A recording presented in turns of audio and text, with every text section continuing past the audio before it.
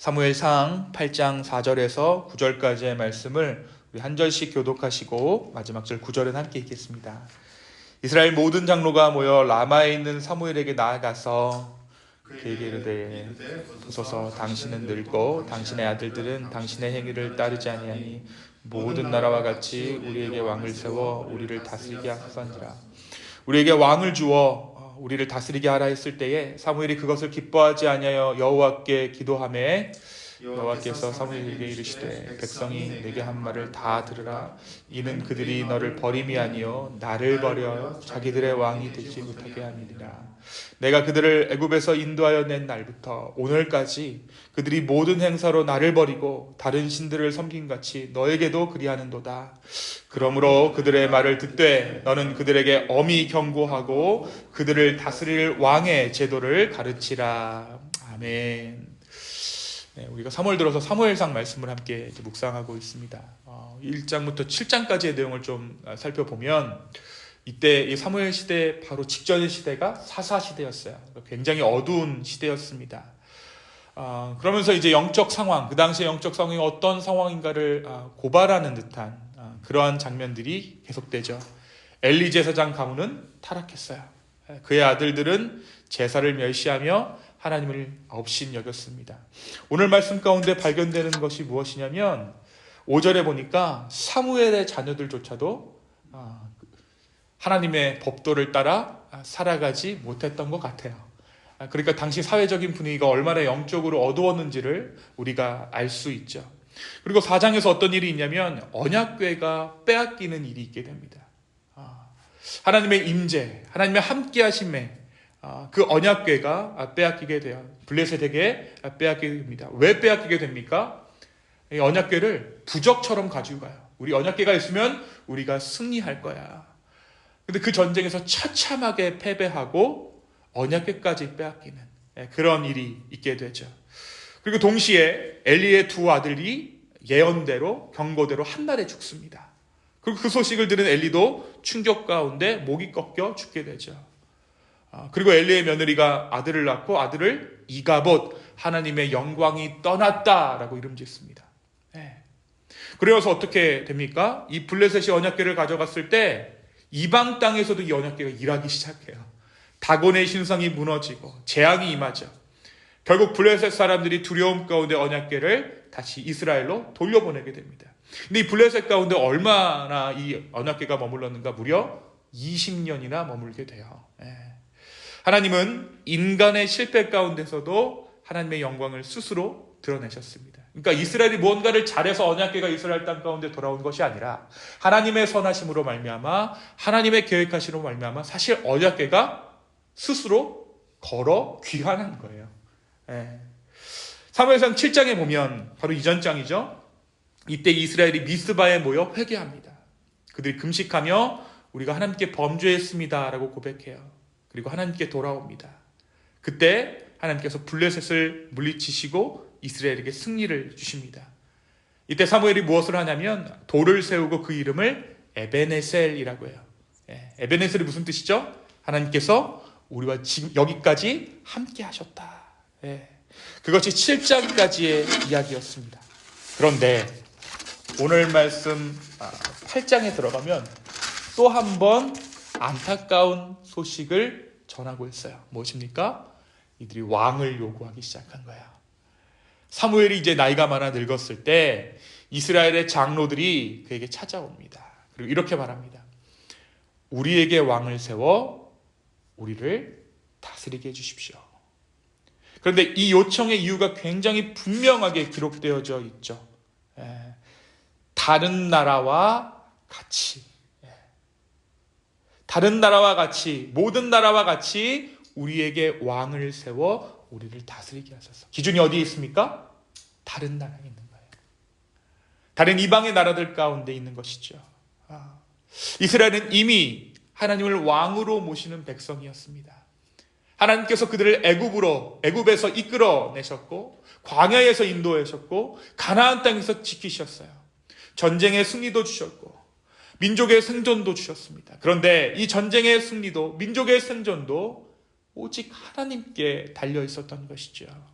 그러나 그들은 이제 눈에 보이지 않는 하나님의 통치보다 눈에 보이는 인간 왕의 존재를 더 안전하게 느끼기 시작했어요. 사무엘, 봐. 이제 주변 나라와 우리가 겨루려면 왕이 필요해. 너도 이제 늙었지? 근데 참 인간이 간사한 게 뭐냐면 해서는 안 될 말을 하는 거잖아요. 정말 집요하게 패부를 딱 찌르는 거야. 너도 아들 농사 잘 못 졌지? 네 아들 잘못됐잖아. 그러니까 그럼 그 일을 책임지는 차원에서 너도 잘못이 있으니까 우리에게 왕을 내놔 라고 이야기하는 것입니다. 얼마나 비열한 일입니까? 근데 그 일들을 소위 이스라엘의 장로라는 사람들이 사무엘에게 가서 지금 요구하고 있는 거예요. 여러분, 근데 이것은요, 비단 이 당시의 이스라엘의 모습만을 보여주는 것은 아니죠. 우리의 모습을 보여준다고 말할 수도 있을 것 같아요. 하나님이 우리의 왕이신 것은 믿지만 우리 인간들은 여전히 눈에 보이는 안정과 통치를 원한다라는 거예요. 우리가 하나님이 다스리십니다라고 우리가 고백하지만 실제로는 우리의 삶을 우리가 통제할 수 있는 구조 가운데 우리를 두기 원한다라는 것입니다. 주님, 우리도 다른 사람들이 누리는 것처럼 우리의 인생을 스스로 결정하게 해주십시오. 그리고 주님께서 그 보조를 좀 맞춰주십시오. 주님, 내가 이게 필요하고 이 상황 가운데 지금 이 스텝이 필요하고 이 모든 것들이 필요한데 주님, 내가 다른 사람들과 같이 살아가는데 필요한 것들이니 주님께서 좀 보조를 맞춰주십시오. 이왕 주님, 우리가 주님을 믿는다는 사람들이라면 조금 더 나아야 하지 않겠습니까? 라고 말을 하며 사실은 하나님의 통치하심을 거부하고 우리의 마스터 플랜 안에 주님을 둔다라는 것입니다. 여러분, 그래서 사무엘에게 왕을 요구하는 이스라엘의 모습은 오늘을 살아가고는 우리의 모습을 보여주고 있는 거예요. 오늘을 살아가는 우리도 똑같은 유혹 가운데 살아가기 때문입니다. 여러분, 물론 아니라고 말할 수도 있을 거예요. 나는 하나님을 우선하고 있습니다 라고 말할 수 있습니다. 그러나 우리가 하나님을 통해 추구하려는 것이 무엇인가? 내가 하나님을 믿는 그 신앙을 통해 내가 얻으려는 것이 무엇인가? 여러분, 정말 죄송한 이야기지만 이들이 원했던 게 뭐예요? 안정감이에요. 그렇죠? 근데 우리가 뭐 원하죠? 하나님 앞에? 죄인 줄 모르고 원하잖아요. 하나님, 우리에게 평안을 주십시오. 우리에게 안정을 주십시오. 여러분, 그 안정과 평안을 구하기 이전에 우리가 먼저 물어야 할 것이 있습니다. 우리는 정말 하나님 그 자체를 신뢰하고 하나님 그 자체를 기뻐하고 하나님께서 인도하시는 그 자체를 나의 길로 인정하는가? 평안과 안정을 구하기 이전에 나는 정말 하나님 그분만을 바라고 구하고 있는가? 여러분, 우리가 순서가 바뀐 거잖아요. 그런데 여러분, 어떨 때 하나님께서 우리 가운데 진정한 평안을 주시는가? 안정을 주시는가? 사실 여러분, 하나님이 우리의 왕이실 때 하나님께서는 우리 가운데 진정한 안정과 평안을 주십니다. 하나님 대신 다른 것들이 우리의 안정과 의미를 결정하기 시작할 때 우리는 이스라엘이 걸어갔던 역사를 반복할 수밖에 없는 거예요. 여러분, 그래서 오늘 우리가 드려야 할 기도는 하나님 나를 도와주십시오라는 기도가 아니라 하나님 내 삶의 왕이 되어주십시오. 내가 주님 한 분만으로 만족하고 주님을 따라가겠습니다라는 그 고백이 오늘 우리의 고백되어야 할 줄로 믿습니다. 우리가 원하는 방식이 아니라 주님이 다스리시는 삶을 살게 해주십시오. 우리가 주님께 이 고백을 드릴 때 주님은 오히려 세상이 줄 수 없는, 세상의 왕이 줄 수 없는 안전을, 평안을 허락해 주실 것입니다. 우리가 평안하지 못하는 이유는, 주님 앞에 끊임없이 안전을 구함에도 불구하고 우리가 평안하지 못하는 이유는 우리의 소원이 부족해서도 아니고 우리의 믿음이 부족해서도 아닙니다. 우리의 삶을 다스리는 왕이 하나님이신지를 우리가 물어야 한다는 것이죠. 하나님, 내 삶의 왕이 되어주십시오. 그 고백 위에 하나님께서는 우리를 다시 하나님의 백성으로 세워주실 것입니다. 그리고 그 고백 위에 하나님은 에베네셀의 하나님이 되어주실 거예요.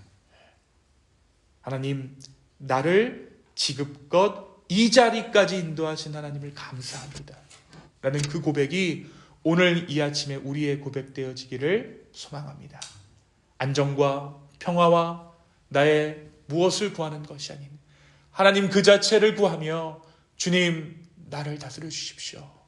나의 영혼의 보좌의 자리를, 나의 삶의 보좌의 자리를 주님께 기꺼이 내어드릴 수 있는 저와 여러분의 이 아침 되기를 예수님의 이름으로 축원합니다. 이 시간 함께 기도하겠습니다. 주님, 오늘 이 아침 내 인생의 왕좌를, 내 삶의 왕의 자리를 주님께 맡겨드립니다. 주여, 나를 다스려 주시고 특별히 이 교회 공동체 가운데 또 각 가정의 상황 가운데 왕으로 좌정하사 역사하여 주시옵소서. 주님, 에베네셀의 하나님, 지금껏 나를 신실하게 인도하신 하나님을 오늘 이 아침 만나고 돌아갈 수 있도록 성령님, 이곳에 모인 모든 자들 가운데 주의 성령으로 함께하여 주시옵소서. 감사합니다. 이 모든 말씀 예수님의 이름으로 기도하였습니다. 아멘.